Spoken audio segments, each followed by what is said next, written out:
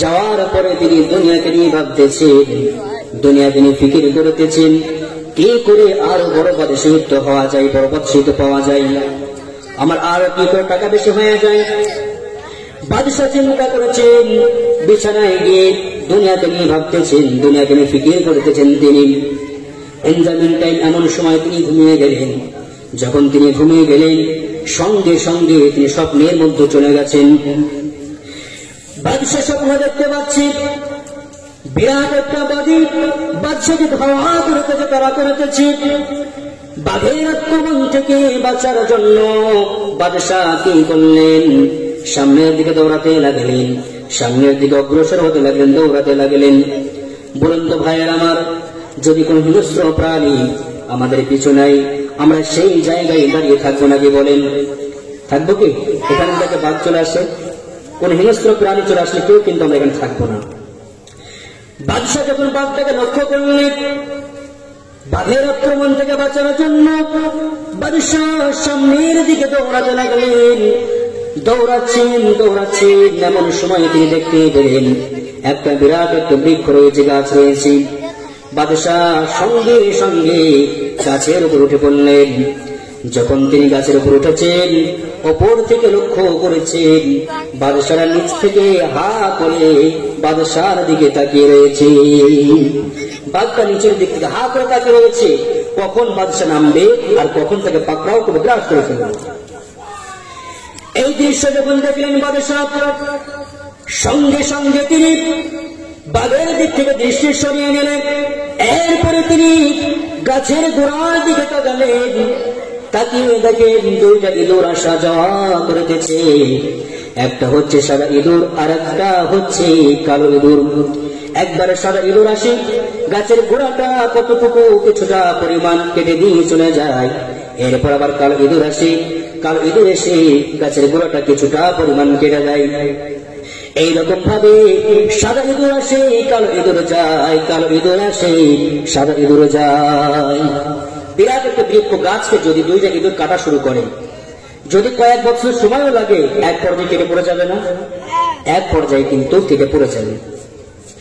বাদশাহ যখন দেখতে পেলেন এই দৃশ্য, সঙ্গে সঙ্গে তিনি দৃষ্টি সরিয়ে নিলেন।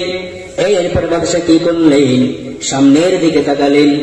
সামনের দিকে তাকিয়ে দেখে বিরাট একটি গর্ত, আর গর্তের ভিতরে দাও দাও করে আগুন জ্বলতেছে, আর অসংখ্য সাপ বিচ্ছুই ভরপুর। ভাইয়ের আমার, বলে ওই বাদশার বিপদ কম না বেশি? কতবার বিপদ বলেন তো? নিচে বাঘ বাদশাকে খাওয়ার জন্য, গ্রাস করার জন্য ওয়েট করতেছে, দাঁড়িয়ে রয়েছে।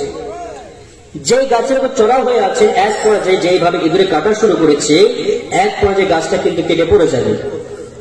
আবার যদি সামনের দিকে লাফ মারে, আগুনের গর্তে পড়ে যাবে। তাহলে বিপদ খুবই কম নাকি? অনেক বড় বিপদ আমার মুসলমান ভাইয়েরা। কিন্তু বাদশার পরে কি করলেন, সামনের দিক থেকে দৃষ্টি সরিয়ে নিলেন। দৃষ্টি সরিয়ে নেওয়ার পরে বাদশা উপরের দিকে তাকালেন। উপরের দিকে তাকিয়ে দেখে বিরাট একটি মধুর ভান্ডার মৌচাক রয়েছে, সেইখান দিয়ে টপ টপ করে মধু ঝরতেছে। বাদশাহ সবকিছু ভুলে গেলেন, সবকিছু উপেক্ষা করে, সবকিছু ভুলে গিয়ে নিজের জিহ্বাটা বাহির করে দিয়ে মধুর স্বাদ আস্বাদন করতে লাগলেন। এত বিপদ বাদশাহ তারপরও ভুলে গেছে। নিচেই বাঘ দাঁড়িয়ে রয়েছে, গাছটা ইঁদুরে কাটা শুরু করে দিয়েছে, সামনে আগুনের গর্ত রয়েছে। তারপরও বাদশাহ সব ভুলে গিয়ে জিহ্বা বাহির করে দিয়ে মধুর স্বাদ গ্রহণ করতে লাগলেন। ভাইয়ের আমার, এই গ্রহণ করতে করতে ইন্দ্রমিনটাই এমন সময় বাদশার ঘুম ভেঙে গেল। ঘুম যখন ভেঙে গেছে, বাদশাহ স্থির হয়ে গেলেন। তিনি কান্না শুরু করে দিলেন, শরীরে কম্পন সৃষ্টি হয়ে গেল। বাদশাহ কান্না করতেছেন আর ভাবতেছেন, কি স্বপ্ন আমি দেখলাম, কেন ওই স্বপ্ন দেখলাম, এই ভয়ানক স্বপ্নের ব্যাখ্যা কি হতে পারে? বাদশাহ কান্না শুরু করলেন। রাত্রি কেটে গেল, সকাল হয়ে গেল। রাজদরবারে আসলেন। আসার পরে বাদশাহ সকল প্রজাদেরকে একত্রিত করলেন। একত্রিত করার পরে বললেন, ও আমার প্রজারা শোনো, গত রজনীতে আমি একটি ভয়ানক স্বপ্ন দেখেছি। স্বপ্নের পুরো বিবরণ ডিটেলস সবকিছু তাদেরকে শোনালেন। সবকিছু যখন বললেন তখন সকল প্রজারা বলেন, জাহাপানা আপনি যে স্বপ্ন দেখেছেন এই স্বপ্নের ব্যাখ্যা আমরা কেউ করে দিতে পারবো না। বাদশাকে যখন এই কথা বলা হলো, বাদশা বারংবার আপিল করলেন, এই স্বপ্নের ব্যাখ্যা তোমাদের মধ্যে কেউ করে দিতে পারবে নাকি বলো?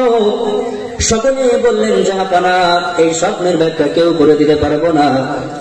বাদশা তখন বারংবার বললেন, প্রাসাদের একটি কোনায় এক বুজুর্গ একান্নার ওলি বসেছিলেন। তিনি এসে বললেন, জাহাপানা আপনি যদি আমাকে অনুমতি প্রদান করেন, অনুমতি দেন, অবশ্যই আমি আপনার স্বপ্নের ব্যাখ্যা আপনাকে করে দিতে পারি। হে বাদশা, আপনি যদি আমাকে অনুমতি দেন অবশ্যই স্বপ্নের ব্যাখ্যা করে দিতে পারি। বাদশা বুজুর্গকে অনুমতি দিল।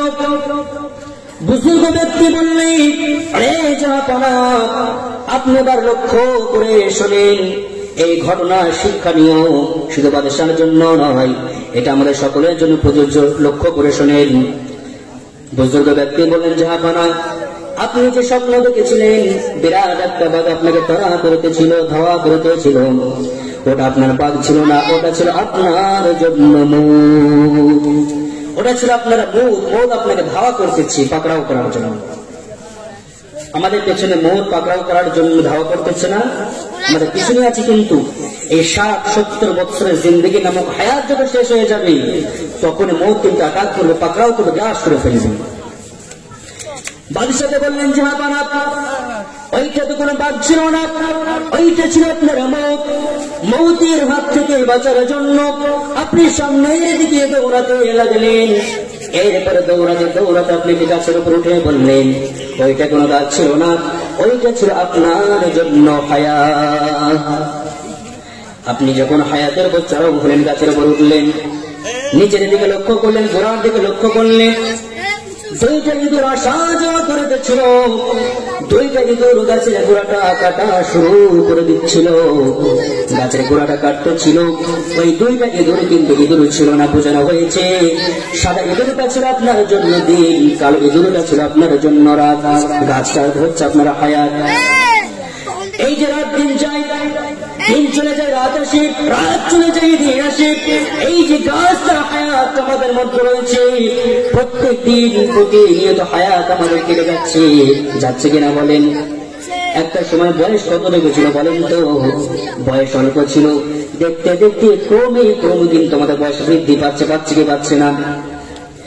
এমনি ভাবে বাদশাকে বললেন, জাহাপানা দুইটা ইঁদুর ছিল আপনার দিন রাত, গাছটা ছিল আপনার হায়াত, আর বাঘটা ছিল আপনার মৌত। এরপর আপনি সামনের দিকে লক্ষ্য করলেন, দেখলে বিরাট একটি গর্ত, আর গর্তের ভিতরে দাও দাও করে আগুন জ্বলতেছি। জাহাপানা ওইটা কোনো গর্ত নয়, ওটা হচ্ছে আপনার কবরের আযাব। এই যে আপনার 60-70 বছর হায়াত জিন্দেগি, হায়াত যখন শেষ হয়ে যাবে, মৌত আপনাকে পাকড়াও করে ফেলবে, গ্রাস করে ফেলবে। এরপরে মানুষ আপনাকে দাফন করে চলে আসবে। আপনি যে সারাটা জীবন অন্যায় অপকর্ম করেছেন, আল্লাহর বিধান অনুযায়ী জীবন যাপন করেন নাই, আল্লাহর হুকুমকে বাস্তবায়ন করেন নাই, এজন্য আল্লাহ আপনাকে স্বপ্নের মাধ্যমে জানিয়ে দিয়েছে বাদশার মরতে দেরি হবে, কিন্তু কবরের আযাব থেকে বাদশাকে কেউ কিন্তু বাঁচাতে পারবে না। এরপরে বাদশা আপনি সামনের দিক থেকে দৃষ্টি সরিয়ে নিয়ে যখন উপরের দিকে তাকালেন, উপরের দিকে তাকিয়ে দেখলেন বিরাট একটি মধুর ভান্ডার, আর সেখান থেকে টপ টপ করে মধু পড়েছিল। ওইটা কোনো মধুর ভান্ডার ছিল না, ওইটা ছিল আপনার দুনিয়ার প্রতি লোভ লালসা। ভাইয়ের আমার, মুসলমান ভাইয়ের আব্বাস জানেরা, 14 খানা বন্ধ করুন, দিলের কান লাগিয়ে শুনেন, আলোচনার প্রতি মনোযোগ বাড়িয়ে দেন। এই আলোচনা শুধু বাদশার জন্য নয়, এটা আমাদের সঙ্গে, আমাদের জীবনের সঙ্গে কিন্তু মিল আছে, বাস্তব মিল আছে। বাদশাকে যখন বুঝিয়ে দিলেন, বাদশা ওই বাঘটা হচ্ছে আপনার মৌত, গাছটা হচ্ছে আপনার হায়াত, 2 খানা ইঁদুর হচ্ছে আপনার দিন রাত, সামনে যে গর্ত দেখেছিলেন ওটা হচ্ছে আপনার কবর, আর সামনে যে উপরে দেখেছিলেন মধুর ভান্ডার, ওটা হচ্ছে আপনার দুনিয়ার লোভ লালসা। এবার একটু নিজেকে দিয়ে মিলান তো, আমাদের পেছনে মৌত আছে না নাই? 60-70 বছর জিন্দগি হায়াত যখন শেষ হয়ে যাবে, আমাদেরকে বাঘে মৌতে গ্রাস করে ফেলবে, পাকড়াও করে ফেলবে। এরপরে মানুষ প্রতিবেশী আমাদেরকে দাফন করে চলে আসবে। বলেন সারাটা জীবন যদি অন্যায় করে যায়, তাহলে বলেন কবর আমার জন্য জান্নাতের টুকরা হবে না, জাহান্নামের আগুনে গর্ত হবে। কি হবে? আগুনে গর্ত হয়ে যাবে। তো আমাদের সামনে কি কবর নাই? বলেন তো, উপলব্ধি করেন এই হাতে করে কত মানুষকে দাফন করেছি, কত মানুষের জানাজার নামাজ শরীক হয়েছি। একদিন তো মসজিদের মাইকে এলান হয়ে যাবে অমুক ব্যক্তি মারা গেছে, আমার নামটাও কিন্তু এলান হয়ে যাবে। তো আমারও সামনে কিন্তু কবর রয়েছে। প্রতিনিয়ত হায়াত আমাদের শেষ হয়ে যাচ্ছে, পেছনে মত রয়েছে আক্রমণ করার জন্য। এত বিপদ, তারপরে কিন্তু আমরা দুনিয়ার লোক লালসার মধ্যে পড়ে আছি, দুনিয়ার পেছনে ছুটতেছি। বাদশাকে যখন বুঝিয়ে দেওয়া হলো, এই স্বপ্নের ব্যাখ্যা বাদশাহ যখন শুনলেন, বাদশাহ কান্না শুরু করে দিলেন। বাদশাহ শেষ হয়ে গেলেন, অজ্ঞান হয়ে গেলেন। আহারে, সারাটা জীবন তবে অন্যায় রাস্তায় জীবনটা পরিচালনা করেছি, অন্যায় কাজ করেছি। তখন থেকে তিনি তওবা করলেন। এখানে আমরা যারা আছি, মাইকের আওয়াজ যাদের কর্ণ কবরে পৌঁছাচ্ছি, আমরা কি বাদশার মতো আমরাও কি তওবা করতে পারি, ওয়াদা করতে পারি না? অতীতে আমরা যা অন্যায় করেছি, আর আগামীতে আর অন্যায় নামাজ কিন্তু আমরা কাজা করব না, ওয়াদা করতে পারি না? আমরা নিয়ত করি। দেখুন এখন সময় রয়েছে, হয়তো ভাবতেছি পরে আদায় করব, পরে আল্লাহর হুকুমকে বাস্তবায়ন করবো না। আমি যে আগামীকাল জীবিত থাকবো কোনো নিশ্চয়তা নাই, কোনো গ্যারান্টি নাই। এটা শয়তানের একটু অস্ত্র ধোঁকা, এর জন্য আমাদেরকে ফিকির করতে হবে।